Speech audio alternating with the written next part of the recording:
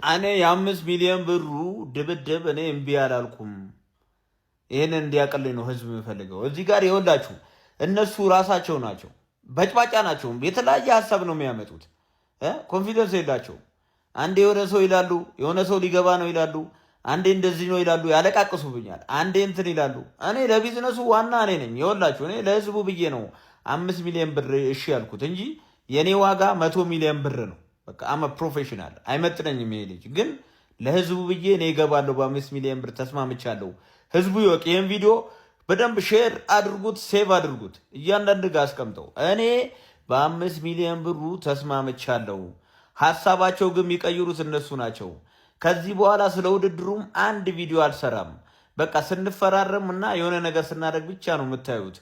ተስማምቻለሁ፣ ግባ በሉት። ይሄ ቀዘናም ጆዋጂ ማነች እንቁራሪት የምትባል ፈሳም ዝም ብሎ መጥቶ ምንድነው የሚሰራው? ሜም ብቻ ነው የሚሰራው።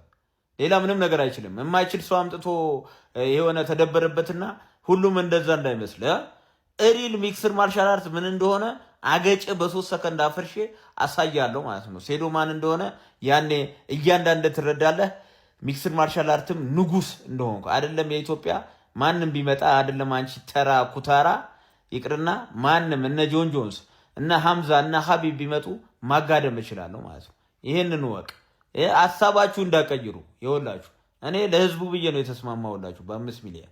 ስለዚህ ሌስጎ ብያለሁ። አንቺ እንቁራሪት ደግሞ እጨፈልቅሻለሁ፣ በቀሉ እጨፈልቅሻለሁ በ3 ሰከንድ ውስጥ ሌስጎ። ከዚህ በኋላ ቪዲዮ የሚባል አልሰራም ማለት ነው። በእነዚህ በውድድሩ ጉዳይ ወይ ስንፈራረም ካልሆነ ወይ ፌስ ኦፍ ላይ ካልሆነ በስተቀር ቪዲዮ ተሳስቼ አልሰራም። የላ ወደ ስራ ነው፣ ወደ ሽቀላ ነው የምገባው።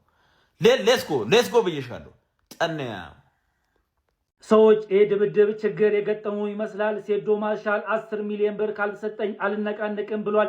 ያውላችሁም እንደምታውቁት በትናንትናው ዕለት ሴዶ ማርሻል እና ጆኒ ጁሩሱ እንደሚደባደቡ ጌች ካሳወቀ በኋላ ይህንን መረጃም ለእናንተ አቅርቤላችሁ ነበረ። በአሁኑ ሰዓት ግን ሴዶ ማርሻል የተለያዩ ምክንያቶችን እያነሳ ይገኛልም ተብሏል።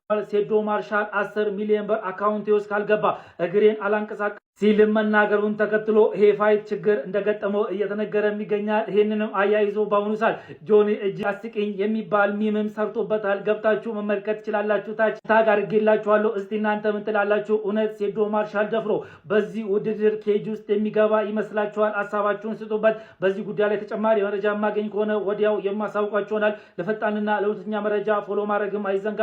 መልካም ምሽት፣ መልካም አዳር።